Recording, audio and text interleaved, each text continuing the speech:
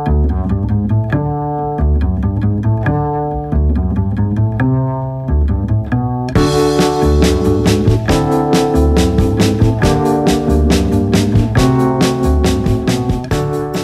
to H2O in the Know.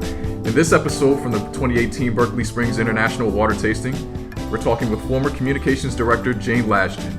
Jane is being honored with a Lifetime Achievement Award this weekend for her work in the bottled water industry, which spanned 40 years with Nestle Waters North America. Jane will talk with us about her career and the reasons why bottled water is now the most popular packaged beverage.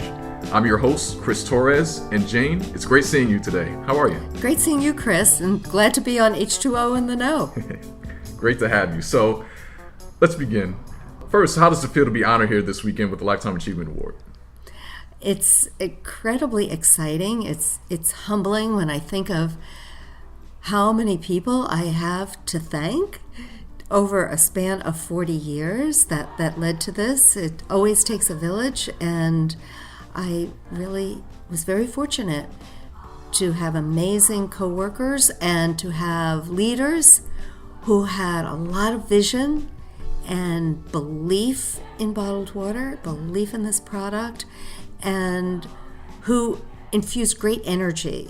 So it was easy to follow because we felt like we were really doing the right thing, and we had a very high energy driven way that was very grounded in integrity. So to get to this point of getting a Lifetime Achievement Award, to do something I love to do over all this time, is exciting, and it is indeed very humbling.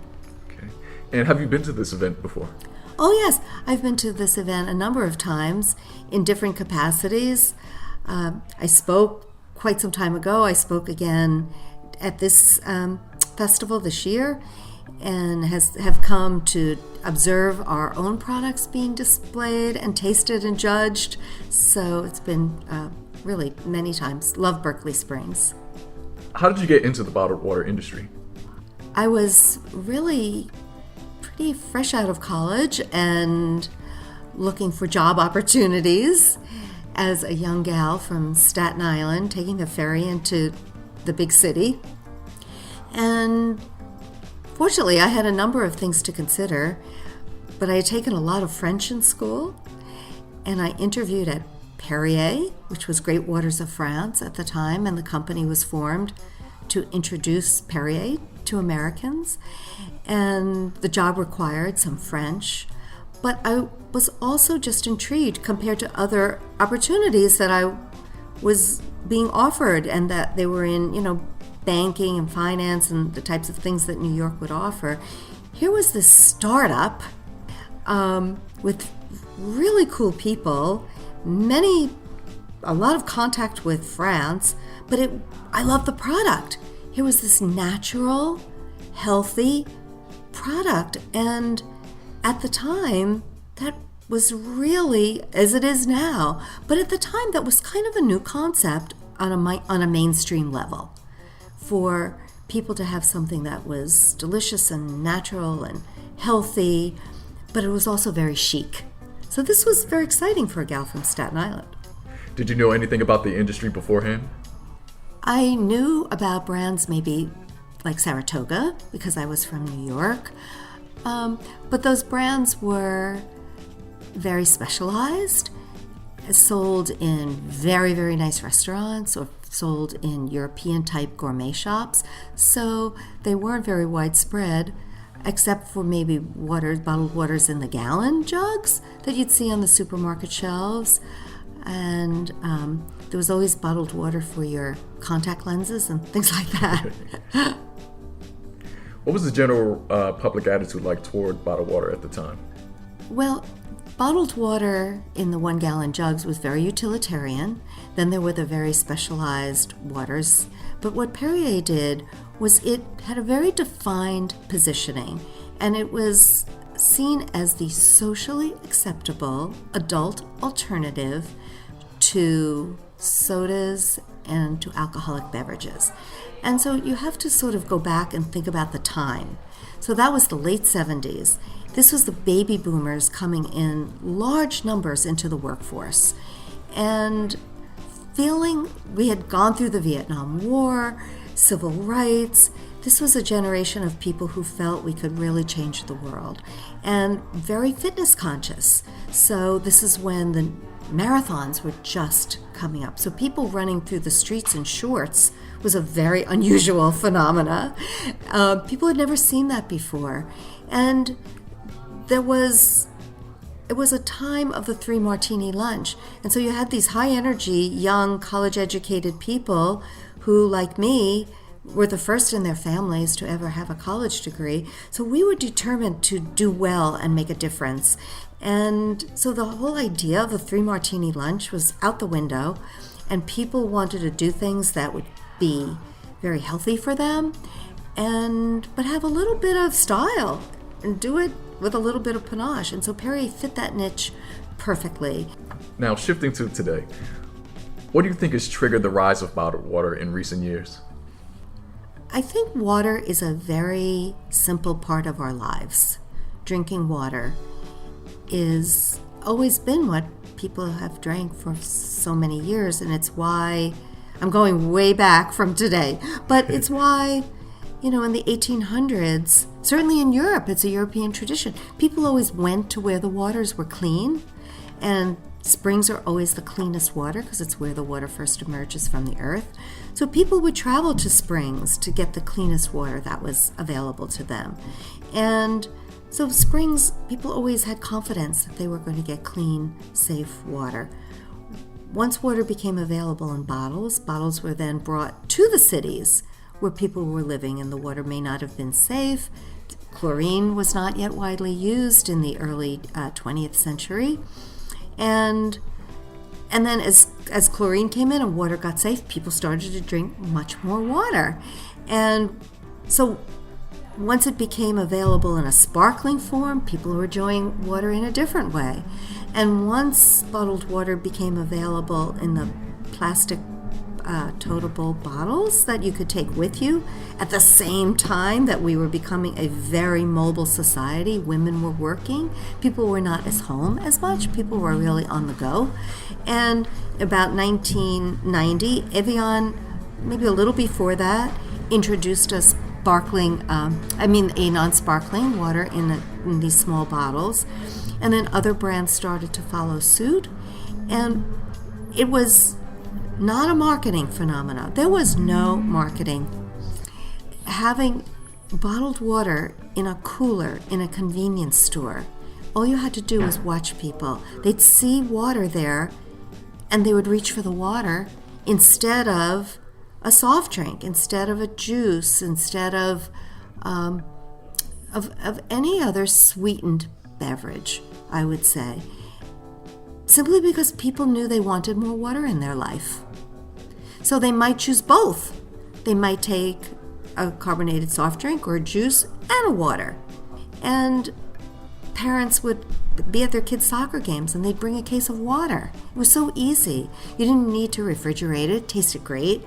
It was resealable in the bottle. And it was simple. You didn't need to read a label to say, does this have saccharin, which had been in sodas at the time. You didn't have to read what the calories were or the ingredients were. It was so simple.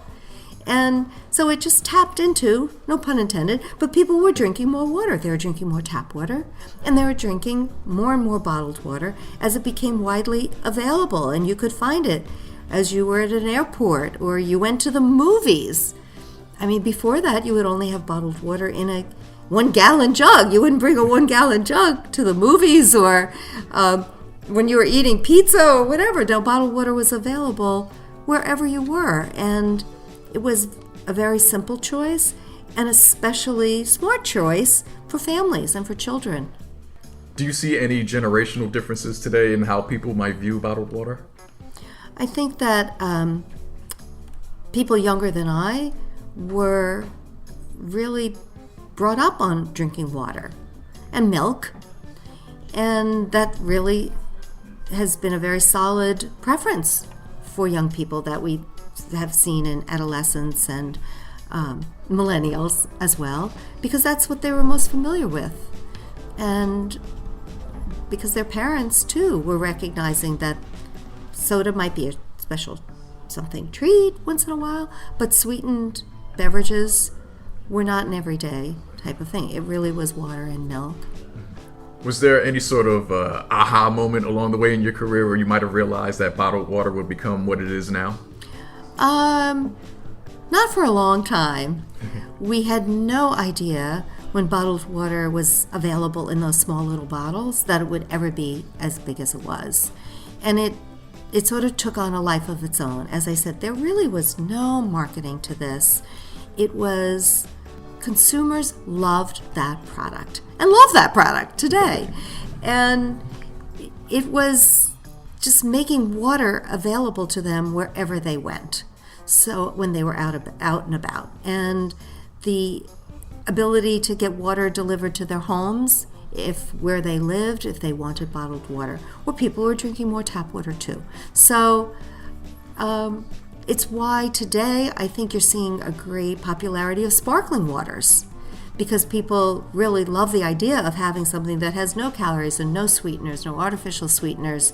It's simple, you know what it is, and you have a sparkling water, you get that extra zing of carbonation with great flavors, and it's a great beverage to have. Goes with everything. Okay. And do you think this rise in bottled water popularity is more of a trend or part of a larger shift in lifestyle? Oh, I think it goes hand in hand with people, an evolution toward greater health in this country, and the trends seem to show that people are paying much more attention to their fitness routines, to their spiritual health, their meditation and mindfulness. And not everybody does this every day. We're a very busy, productive country.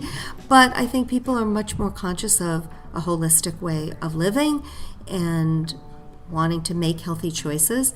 And our job in the bottled water industry is to make that choice easy for people.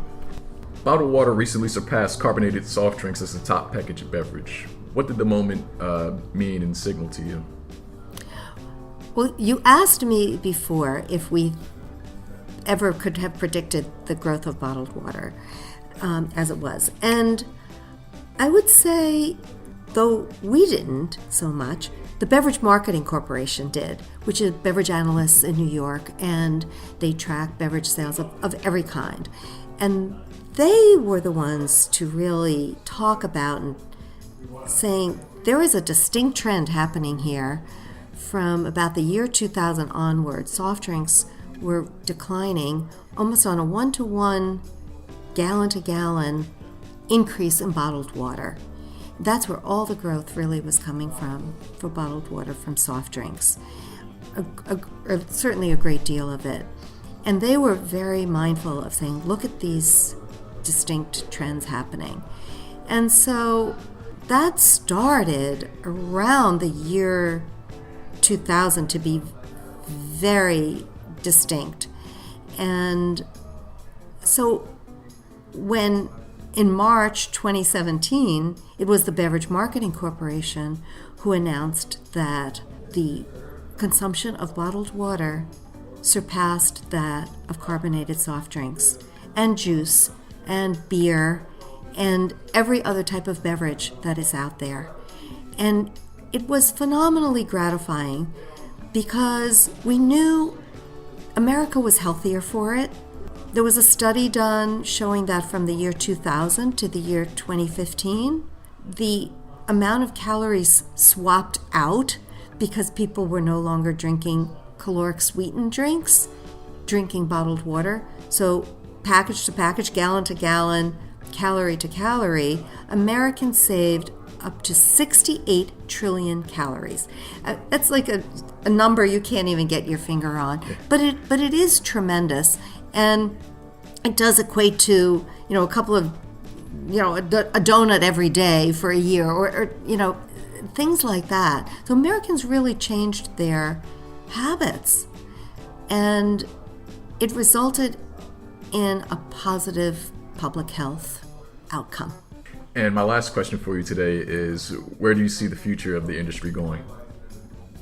Well, I think health is here to stay. People want to live long and healthy, and they want to see their children live healthy lives. So I think the choice of water is always going to be very important. Bottled water sees a phenomenal trend of bottled water even growing.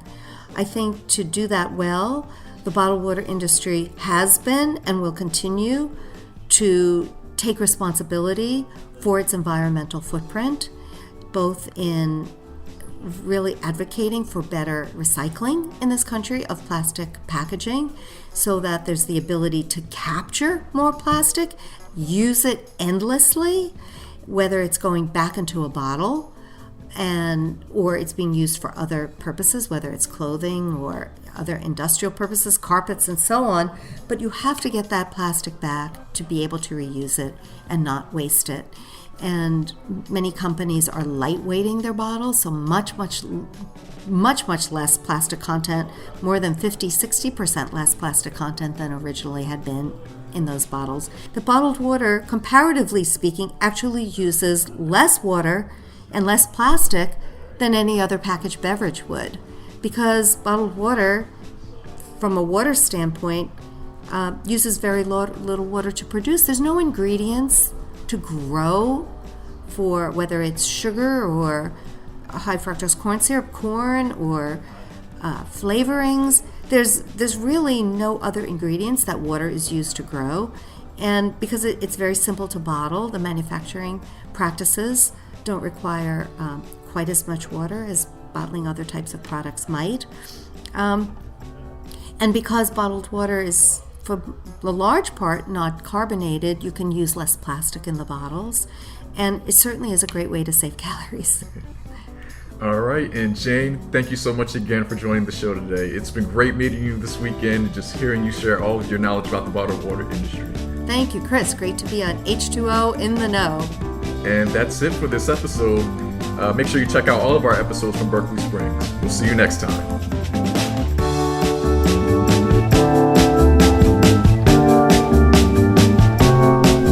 Music by Royalty Free Music Library.